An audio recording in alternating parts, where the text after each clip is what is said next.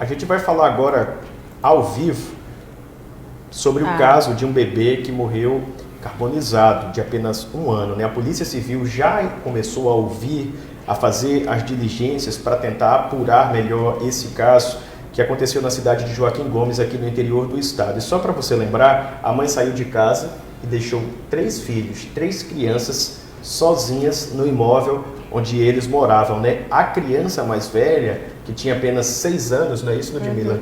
Acabou ali brincando com fogo e iniciando o incêndio que acabou matando essa criança, porque o fogo acabou pegando no colchão e, infelizmente, essa tragédia aconteceu. Os vizinhos ainda chegaram a arrombar a porta para tentar salvá-la, controlar o fogo, mas o quarto onde as crianças estavam já estava tomado pelo fogo. O Corpo de Bombeiros foi acionado, conseguiu controlar o fogo. As outras 2 crianças, os 2 irmãos, não se feriram, mas infelizmente o bebê de apenas 1 ano morreu. A mãe chegou em casa logo depois do incêndio. Policiais militares a levaram para a delegacia, onde ela foi autuada e está presa. Os filhos ficaram sob os cuidados de um parente. O que chama a atenção é que já havia várias denúncias, segundo o Conselho Tutelar, por causa dessa falta de responsabilidade da mãe, não é?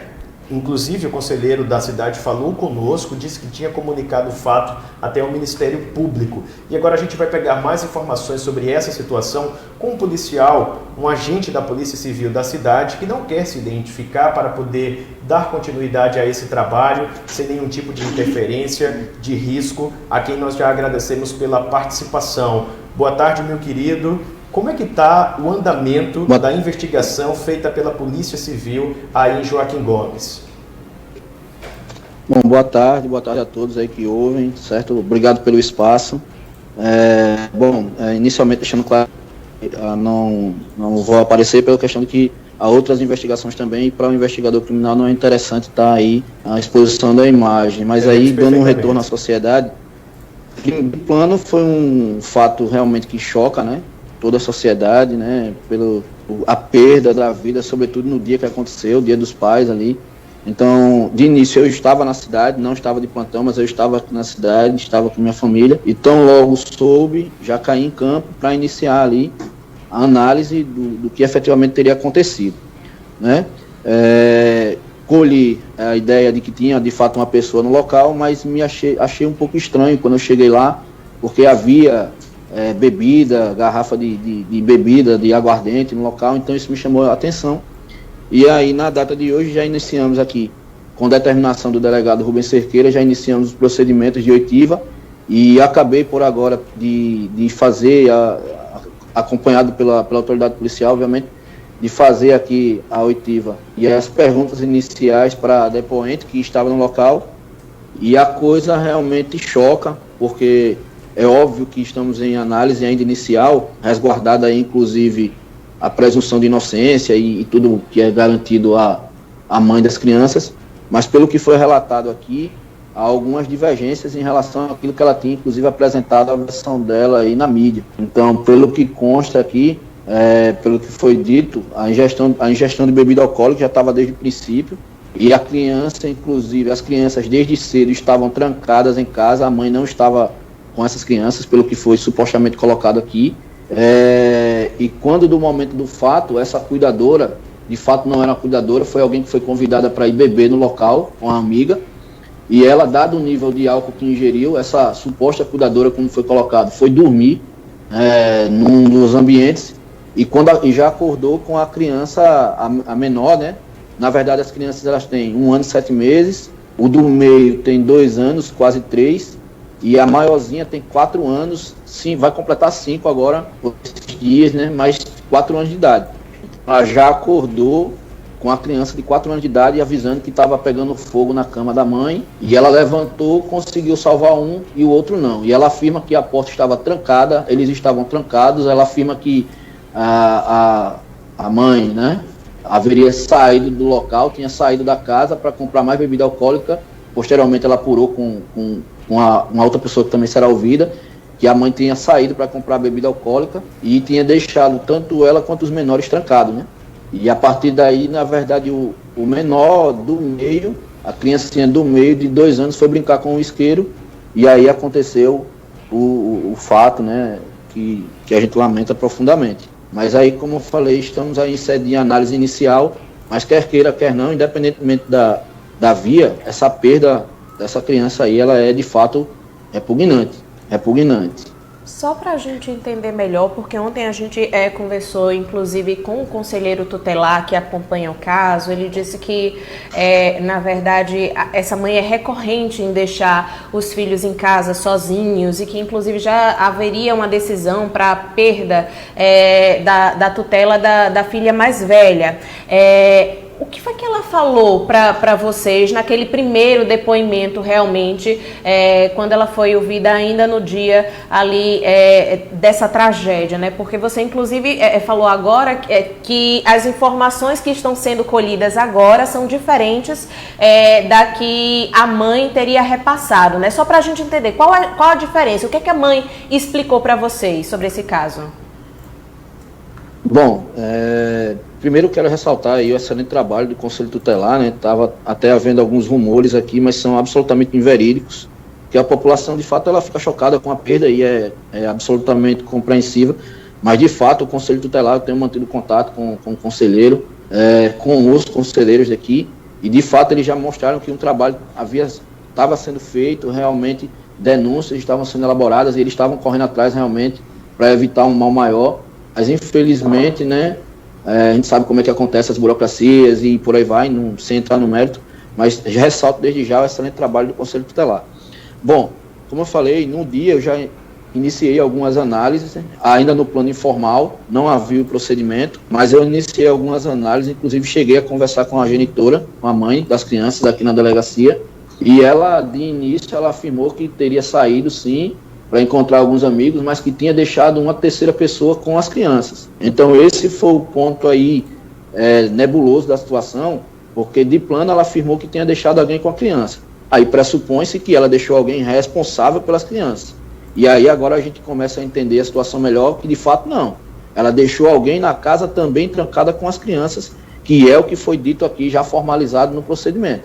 Agora é óbvio que cabe à mãe, e nós vamos ouvi-la também ainda hoje, dizer a versão dela e a gente vê aí, vai analisar e verificar, o delegado vai verificar no entendimento dele quem de fato está falando a verdade ou não, e obviamente que com as provas cabíveis, né? Porque não é apenas o contexto de palavras ditas, mas aquilo que também deve ser comprovado.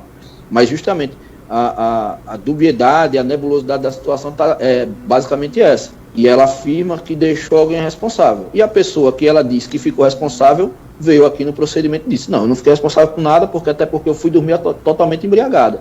E ela teria saído da residência e não me avisou nada, eu fiquei dormindo. Quem me acordou foi a criança de 3 anos, já avisando o que tinha acontecido. E essa pessoa, inclusive, só conseguiu salvar o menor de 2 anos. Quando retornou para pegar o outro, o fogo já estava consumindo ali o ambiente. Então, é óbvio que a mãe vai ser ouvida, é óbvio que ela vai ter o espaço dela, a gente vai colocar no procedimento aquilo que ela vai constar, mas também a polícia está fazendo o trabalho dela e vai constituir, evidentemente, as provas, né, o lastro probatório sobre o que de fato aconteceu, né? Perfeito, nós agradecemos a você pela interação, pela colaboração, por todos esses esclarecimentos de um caso tão chocante, né? Mais um caso tão chocante que vitimou crianças aqui em Alagoas, e esses esclarecimentos são fundamentais, de fato, para que todas essas coisas possam ficar claras à população, né, Ludmila? E até mesmo para que, como você bem frisou, haja o que precisa existir de fato, que é uma apuração coerente, não é? Para que ninguém seja injustiçado, mas também não deixe de ser penalizado se tiver responsabilidade.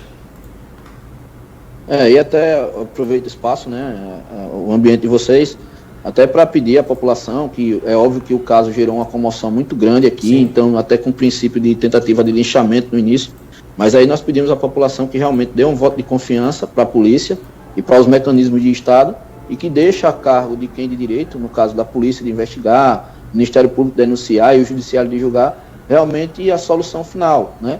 Para que ninguém haja aí de forma precipitada, porque nós estamos aqui nesse momento dando um retorno à sociedade, claro, daquilo que nós estamos encontrando, mas daqui eu não seria nem responsável de dizer que A ou B é culpado. Eu estou relatando para vocês no campo de suposições, de hipótese, né, que é necessário dar ouvidos ao outro lado, aquilo que está nos chegando. Com então, repito, me parece aí, já dando uma linha de pensamento, alguém terá de se responsabilizar por isso. Quem? Aí vamos correr atrás e o judiciário, ao fim e ao cabo, vai dizer quem é o responsável na sentença lá do magistrado. Mas me parece, enquanto investigador responsável pelo caso, que nós não podemos tratar isso enquanto fatalidade, porque de fato não foi. Foi um conjunto de negligências. Isso foi um conjunto de negligências que estão sendo apurados e a quem de direito será responsabilizado por quem de direito também. Então nós pedimos à população aí paciência e calma, no sentido de que não vá fazer o justiçamento, porque aí só vai complicar mais a situação. Tranquilo? A gente inclusive, antes de É finalizar... isso, pessoal. Obrigado. Eu acho que ele não está ouvindo mais a gente, então. Tranquilo. Estou ouvindo sim. Está ouvindo? Só para finalizar, porque sim, ontem a gente falar. trouxe a informação junto com o conselheiro tutelar, ele tinha dito inclusive que a mãe ela teria assinado ali, né, o auto no dia, mas estaria em liberdade. Ela continua presa realmente. Você inclusive falou que não enxerga como fatalidade, né? O conselheiro tutelar também disse que existiam várias denúncias, que inclusive a filha mais velha a guarda dela já não estaria mais com a mãe, apesar da menina continuar com a mãe, essa decisão não teria sido cumprida, na verdade. Como é que vocês estão acompanhando também essa situação? Ela segue presa? Realmente havia essas outras denúncias de abandonos anteriores contra essa mãe? Bom, respondendo aí, partindo pela última pergunta, de fato o conselheiro já me passou. Existia, assim, todo um histórico de problemas, vamos resumir assim, e de abandono já configurados e isso. Inclusive, no momento do fato, eu estava com minha família, né, e aí foi me relatado pela pessoa do ambiente que eu estava aqui, olha, morreu uma criança agora aqui, e a mãe já tem, aí a gente já sabe que ela tem um histórico de abandono. Isso me chamou muita atenção, e eu não estava de plantão, repito isso, voluntariamente, e até porque a função de policial não tem hora nem dia, já caí em campo, porque também eu tinha a presunção de que isso ia ficar sob minha responsabilidade, o delegado ia me confiar essa missão aí, como de fato aconteceu. Então, como eu estou lhe dizendo, no momento, a Polícia Civil, é preciso que isso fique entendido, bem entendido, ela é dividida por atribuições. Então, naquele momento, um domingo, a atribuição de realizar qualquer que fosse o procedimento não era aqui do 110 de EP, não era do delegado daqui do 110 de EP. Era da delegacia de matriz. Então, a atribuição para gerar esse juízo de valor sobre uma situação ou não de flagrante era da delegacia de matriz. Então, nós levantamos aqui inicialmente o que se podia, porque tudo no calor da situação a gente não pode agir de forma precipitada.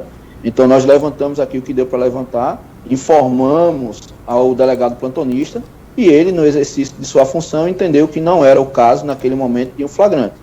É óbvio que eu já estou aqui falando e dizendo que de fato não foi uma fatalidade, já partindo de um outro momento, de uma análise mais calma, de uma análise já com oitivas de pessoas que presenciaram, coisa que o delegado do plantão não tinha esse acesso. Mas aí é aquela situação, ela não foi presa, porque o entendimento do plantão é de que não cabia naquele momento um flagrante, até porque foi afirmado que havia uma terceira pessoa no local e não se tinha ainda ciência de como surgiu esse incêndio, se tratava de uma fatalidade ou não. Sim. Naquele momento.